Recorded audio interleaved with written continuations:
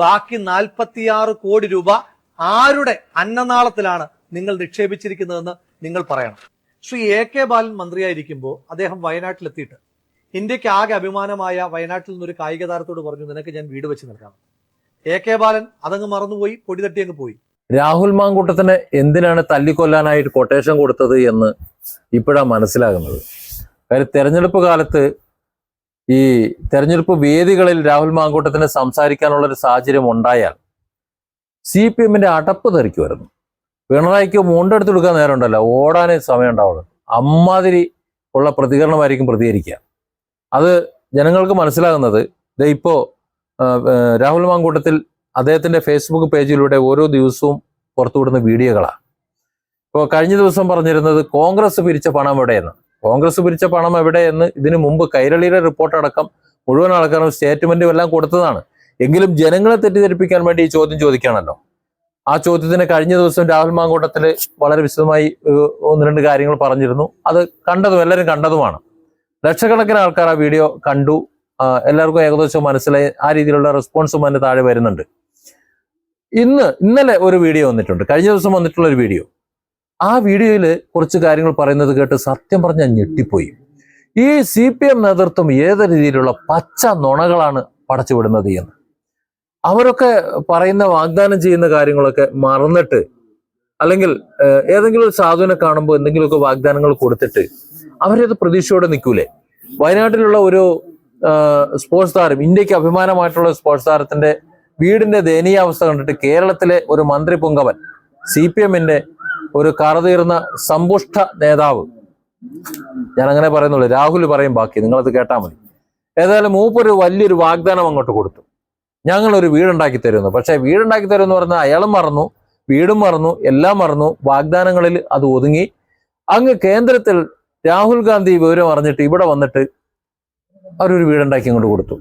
ആ വീട്ടിൽ അവർ താമസിക്കുന്നു എന്ന് മാത്രമല്ല, രാഹുൽ പുറത്തുവിടുന്നത് ഈ കഴിഞ്ഞ കാലത്ത് 94 വീടുകൾ രാഹുൽ ഗാന്ധിയുടെ ഒരു പദ്ധതി പ്രകാരം 1 രൂപ പോലും ജനങ്ങളിൽ നിന്ന് പിരിച്ചെടുക്കാതെ, ആരിൽ നിന്നും പിരിച്ചെടുക്കാതെ 94 വീടുകൾ പൂർത്തിയാക്കി കൊടുത്തു. അതിൽ ആൾക്കാർ താമസിക്കുന്നുണ്ടെന്നാണ്. സത്യത്തിൽ ഇതൊന്നും ചർച്ചയായില്ല. അതായത് ഇടത് കൈ കൊണ്ട് കൊടുക്കുന്നത് വലത് കൈ അറിയരുത് എന്നുള്ള സിദ്ധാന്തമാണ് കോൺഗ്രസ് നേതൃത്വം അവിടെ എടുത്തതെന്ന് തോന്നുന്നു.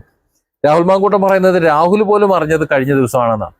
ഈ 94 വീടുകൾ ഉണ്ടാക്കി കൊടുത്തു. അത് മാത്രമല്ല, പ്രിയങ്ക ഗാന്ധി അവിടെ ഇപ്പൊ അറിയാലോ, നമ്മുടെ മുണ്ടക്കൈ ചൂരൽമല ആ പ്രദേശത്ത് പലർക്കും തകർന്നുപോയി. ഈ പണം അവർക്ക് പണമായിട്ട് കൊടുക്കാൻ പറഞ്ഞത്, അവരെവിടെയെങ്കിലും ഒരു 10 സെന്റ് സ്ഥലം വാങ്ങി അവർക്ക് ആവശ്യമായിട്ടുള്ള വലുപ്പത്തിലുള്ള ഒരു വീടും വെച്ച് അവരിൽ താമസിച്ചുകൊള്ളും.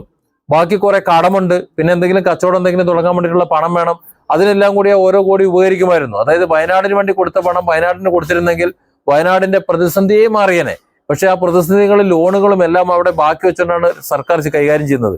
ഏറ്റവും രസം എന്നറിയാം, ഈ 2 വർഷം പൂർത്തിയാകുന്ന, ദുരന്തം കഴിഞ്ഞ് 2 വർഷം പൂർത്തിയാകുന്ന ഈ സമയം, ഇതുവരെ ഈ വീട് പുറത്തു വരുന്ന ഈ സമയം വരെ ഒരാൾ പോലും സർക്കാരിന്റെ നേതൃത്വത്തിൽ ജനങ്ങൾ പിരിച്ചു കൊടുത്ത പണത്തിന്റെ ഒരു ഭാഗം മാത്രം ഉപയോഗിച്ച് നിർമ്മിച്ചിട്ടുള്ള വീട്ടിൽ താമസം ആരംഭിച്ചിട്ടില്ല.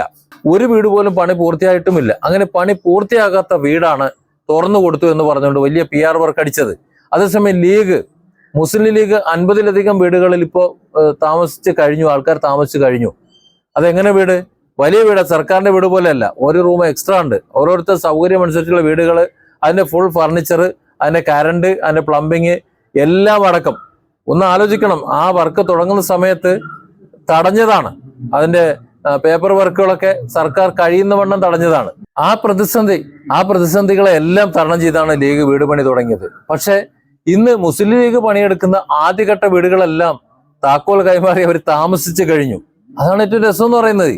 അപ്പോ കോൺഗ്രസിനെ സംബന്ധിച്ചിടത്തോളം അവർ ചെയ്യുന്ന കാര്യങ്ങൾ കൃത്യമായിട്ട് ചെയ്യുന്നില്ല എന്ന് വരുത്തി തീർക്കേണ്ട ഒരു കടമ എനിക്ക് തോന്നുന്നു ഇവിടെ CPM-ന്റെ ഒരു ഒരു ഉത്തരവാദിത്തമാണ് എന്ന് മറച്ചു പിടിക്കുക എന്നുള്ളത്. രാഹുൽ മാങ്കൂട്ടം പറഞ്ഞത് തന്നെയാണ് എനിക്കും എൻ്റെ പ്രിയപ്പെട്ട കോൺഗ്രസിന്റെ ആൾക്കാരോട് പറയാനുള്ളത്. നിങ്ങൾ ഇല്ലാത്ത പറഞ്ഞില്ലെങ്കിലും വല്ലാതെ പറയരുത്. അതായത് നിങ്ങൾ നേതാക്കൾ കുറച്ച് കാര്യങ്ങൾ ചെയ്തിട്ടുണ്ട്, ആ ചെയ്ത കാര്യങ്ങൾ ചെയ്തില്ല എന്ന് പറഞ്ഞു കഴിഞ്ഞാൽ, അല്ല ഞങ്ങളിത് ചെയ്തിട്ടുണ്ടെന്ന് എടുത്ത് കാണിച്ചു കൊടുക്കാനുള്ള ആർജവെങ്കിലും ഒന്ന് കാണിക്കണം. അല്ലാതെ ഇവരൊക്കെ കാണിക്കുന്ന ഉമ്മാക്കി ഉണ്ടല്ലോ, ആ ഉമ്മാക്കി കണ്ടിട്ട് നിങ്ങളൊന്നും മിണ്ടാതിരിക്കരുത്. രാഹുൽ മാങ്കൂട്ടത്തിൽ വളരെ വിശദമായി തന്നെ ഈ കാര്യങ്ങൾ പറഞ്ഞിട്ടുണ്ട്. ഈ വീഡിയോ പൂർണ്ണമായും കാണാതെ നിങ്ങൾ ഇട്ടേച്ചു പോകരുത്. കാരണം ഇതാണ് ഇന്ന് എല്ലാത്തിനുള്ള മറുപടി. ഈ മറുപടികൾ പറയും എന്നത് കൊണ്ട് തന്നെയാണ് രാഹുൽ മാങ്കൂട്ടത്തിനെ അങ്ങോട്ട് ഈ തെരഞ്ഞെടുപ്പിൽ നിന്ന് വെട്ടിമാറ്റാൻ വേണ്ടി പിണറായിയും കൂട്ടരും ചട്ടുകൊടുത്തുകൊണ്ട് ഇറങ്ങിയത്. ലീഗുകാരോടാണ്, കോൺഗ്രസ്സുകാരോടാണ്, മുഴുവൻ UDF പ്രവർത്തകരോടുമാണ്. നിങ്ങളാണിത് പ്രധാനമായിട്ടും കാണുന്നത്. ഇപ്പോൾ നമ്മളൊരു നന്മ ചെയ്തിട്ട് CPMകാർ ചെയ്യുന്ന പോലെ അത് ലോകത്തെ മുഴുവൻ വിളിച്ചറിയിക്കണമെന്നൊന്നും ഞാൻ പറയുന്നില്ല. പക്ഷെ നമ്മൾ ചെയ്തൊരു കാര്യം അത് ചെയ്തില്ല എന്ന് പറയുമ്പോഴെങ്കിലും അതിന്റെ സത്യാവസ്ഥ ജനങ്ങളെ അറിയിക്കേണ്ടുന്ന ബാധ്യത നമുക്ക് എല്ലാവർക്കും. ഈ അടുത്ത കാലത്ത് CPM സൈബറിടത്തിൽ പ്രചരിപ്പിച്ച ഒരു പ്രധാനപ്പെട്ട തമാശയും, വയനാട്ടിൽ ദുരന്തം ഉണ്ടായതിനു ശേഷം വീടുകൾ എത്തിയില്ലെങ്കിൽ എന്താ, പ്രിയങ്ക ഗാന്ധിയുടെ കലണ്ടർ എത്തിയല്ലോ എന്ന്. ഈ വയനാട്ടിലെ വീടുകളുമായി ബന്ധപ്പെട്ട് ഏറ്റവും ആധികാരികമായി സംസാരിക്കാൻ കഴിയുന്ന നമുക്കാണ്. നിങ്ങൾക്കൊരു കാര്യം അറിയൂ, രാഹുൽ ഗാന്ധി വയനാടിന്റെ MP ആയതിനു ശേഷം, കൃത്യമായി പറഞ്ഞാൽ ഒരു 2022 ശേഷം വയനാട്ടിൽ രാഹുൽ ഗാന്ധിയുടേതായ ഒരു പദ്ധതിയുണ്ട്. കൈത്താങ് എന്നാണ് ആ പദ്ധതിയുടെ പേര്. ആ പദ്ധതിയിലൂടെ മാത്രം ഇന്നുവരെ ഏതാണ്ട് 94 മനുഷ്യന്മാർക്കാണ് വീടുകൾ നിർമ്മിച്ച് നൽകി കൈമാറിയിരിക്കുന്നത്. അവിടെ എല്ലാം മനുഷ്യന്മാർ താമസിക്കുന്നുണ്ട്, സർക്കാരിന്റെ വീടുകൾ പോലെയല്ല. നിങ്ങളിൽ എത്ര പേർക്ക് ഈ 94 വീടുകൾ നൽകിയ കൈത്താങ് പദ്ധതിയെ പറ്റി അറിയാം? ഞാൻ തന്നെ ഈ കഴിഞ്ഞ ദിവസമാണ് രാഹുൽ ഗാന്ധിയുടെ ഓഫീസിൽ നിന്ന് ഇത് മനസ്സിലാക്കുന്നത്. ഞാൻ ആ ബെനിഫിഷ്യറീസിന്റെ ലിസ്റ്റ് എടുത്തപ്പോൾ അതിനകത്ത് എനിക്ക് ശ്രദ്ധേയമായി തോന്നിയ ഒരു പേര് ഞാൻ കണ്ടു. ശ്രീ AK ബാലൻ മന്ത്രിയായിരിക്കുമ്പോൾ അദ്ദേഹം വയനാട്ടിലെത്തിയിട്ട് ഇന്ത്യക്ക് ആകെ അഭിമാനമായ വയനാട്ടിൽ നിന്നൊരു കായിക താരത്തോട് പറഞ്ഞു, നിനക്ക് ഞാൻ വീട് വെച്ച് നൽകാം. AK ബാലൻ അതങ്ങ് മറന്നുപോയി, പൊടി തട്ടി അങ്ങ് പോയി. പക്ഷെ രാഹുൽ ഗാന്ധി ഇതറിഞ്ഞിട്ട് അദ്ദേഹം വാക്കുമാറിയില്ല, വീട് വെച്ച് നൽകി. അതടക്കം വയനാട്ടിൽ കാട്ടാനാക്രമത്തിൽ കൊല്ലപ്പെട്ട ഒരു സാധു മനുഷ്യന്റെ കുടുംബത്തിന് വീട് വെച്ച് കൊടുത്തതടക്കമാണ് ഈ 94 വീടുകൾ. ഇനി ദുരന്തത്തിന് ശേഷമുള്ള കാര്യങ്ങൾ മാത്രം പറയാം. ശ്രീമതി പ്രിയങ്ക ഗാന്ധി എന്ത് ചെയ്തു എന്നാണല്ലോ ചോദിക്കുന്നത്. മുണ്ടക്കൈ ചൂരൽമല പ്രദേശത്ത് ചെറിയ ചെറിയ കച്ചവടങ്ങളുമായി ജീവിച്ചിരുന്ന ഒരുപാട് മനുഷ്യന്മാരുണ്ട്. അവരെ ഈ സർക്കാർ മൈൻഡ് ചെയ്തിട്ടേ ഇല്ല. അങ്ങനെയുള്ള 40 മനുഷ്യന്മാരെ ലിസ്റ്റ് ചെയ്ത് അവർക്ക് ഓരോരുത്തർക്കും 5 ലക്ഷം രൂപ വീതം ശ്രീമതി പ്രിയങ്ക ഗാന്ധി കൊടുത്തു. അങ്ങനെ നോക്കുമ്പോൾ ആകെ 2 കോടി രൂപയാണ് വയനാട്ടിൽ മുണ്ടക്കൈയിൽ ചെറിയ ചെറിയ കച്ചവട സ്ഥാപനങ്ങളുമായി ഇരുന്ന മനുഷ്യന്മാർക്ക് ഇതിനോടകം ശ്രീമതി പ്രിയങ്ക ഗാന്ധി കൊടുത്തത്. ഇനി CPMകാരോടാണ് ചോദിക്കുന്നത്, ഈ വീട് നിർമ്മിക്കാൻ കോൺഗ്രസിന്റെ ഈ പൈസ ഇല്ല എങ്കിൽ നിങ്ങൾ എങ്ങനെയാണ് 100 വീട് നിർമ്മിക്കുന്നത് ചോദിക്കുന്നുണ്ടല്ലോ. ആ CPMകാരോട് പറയുന്നു, 94 വീട് നിർമ്മിക്കാൻ രാഹുൽ ഗാന്ധി ഒരു മനുഷ്യന്റെ കയ്യിൽ നിന്നെങ്കിലും 1 രൂപയെങ്കിലും പിരിച്ചിട്ടുണ്ട്. ഈ 2 കോടി രൂപ അവിടുത്തെ ചെറിയ കച്ചവടക്കാർക്ക് കൊടുക്കാൻ ശ്രീമതി പ്രിയങ്ക ഗാന്ധി 1 രൂപയെങ്കിലും പിരിച്ചിട്ടുണ്ട്. ലീഗ് 50 വീടുകൾ നിർമ്മിച്ച് കൈമാറിയതിനെ പറ്റി നിങ്ങൾ എത്ര പേര് സംസാരിക്കുന്നുണ്ട്? ആ വീടുകൾ എന്ന് പറയുന്നത് സംസ്ഥാന സർക്കാർ നിർമ്മിച്ചു കൊടുത്തതുപോലെ ഇലക്ട്രിക് പണി, പ്ലംബിംഗ് പണിയൊക്കെ ബാക്കിയുള്ള വീടുകളല്ല, നിർമ്മാണം പൂർത്തീകരിച്ച ആളുകൾക്ക് കൈമാറി കഴിഞ്ഞു. നമ്മുടെ KPCC പ്രസിഡന്റ് കഴിഞ്ഞ ദിവസം കോൺഗ്രസിന്റെ കണക്ക് പുറത്തുവിട്ടതിന് ശേഷം ഹാലിളകിയ CPMകാര് പ്രചരിപ്പിക്കുന്ന പുതിയൊരു ക്യാപ്സ്യൂൾ ഉണ്ട്. VS ജോയ് വെറും 3 പേരിൽ നിന്ന് പിരിച്ചത് 55 ലക്ഷം രൂപയാണ്. അങ്ങനെയാണെങ്കിൽ കേരളത്തിലെ കോൺഗ്രസുകാരാകെ എത്ര രൂപ പിരിച്ചു കാണും? ആ ക്യാപ്സ്യൂൾ നിങ്ങൾക്ക് ആപ്ലിക്കബിൾ ആണല്ലോ. അങ്ങനെയാണെങ്കിൽ ഞാൻ തിരിച്ചൊരു ചോദ്യം ചോദിക്കട്ടെ. നമ്മുടെ DYFIക്കാരുടെ 20 കോടിയെ പറ്റിയിട്ടാണ്. DYFIയുടെ പയ്യന്നൂർ ബ്ലോക്ക് കമ്മിറ്റി പിരിച്ചത് 33,18,907. DYFI മാടായി ബ്ലോക്ക് കമ്മിറ്റി പിരിച്ചത് 28,525,000. തലശ്ശേരി ബ്ലോക്ക് കമ്മിറ്റി പിരിച്ചത് 46,18,568. DYFI ഒഞ്ചിയം ബ്ലോക്ക് കമ്മിറ്റി പിരിച്ചത് 20,02,265. DYFIയുടെ തളിപ്പറമ്പ് ബ്ലോക്ക് കമ്മിറ്റി പിരിച്ചത് 23,50,000. DYFI നീലേശ്വരം ബ്ലോക്ക് കമ്മിറ്റി പിരിച്ചത് 30,300,000. ഈ 6 കൂടെ കൂട്ടുമ്പോൾ 6 ബ്ലോക്ക് കമ്മിറ്റികൾ മാത്രം പിരിച്ച പണം കൂട്ടുമ്പോൾ ഏതാണ്ട് 1,90,90,565 രൂപ. അതായത് ശരാശരി എടുക്കുമ്പോൾ ഒരു ബ്ലോക്ക് കമ്മിറ്റി ഏതാണ്ട് 30,15,094 രൂപ വെച്ച് പിരിക്കണം. നമ്മുടെ DYFIക്ക് കേരളത്തിൽ 220 ബ്ലോക്ക് കമ്മിറ്റികളാണുള്ളത്. അങ്ങനെ വെച്ച് നോക്കുമ്പോൾ കേരളത്തിലാകെ DYFIക്കാർ പിരിച്ചത് 66,33,20,716 രൂപ.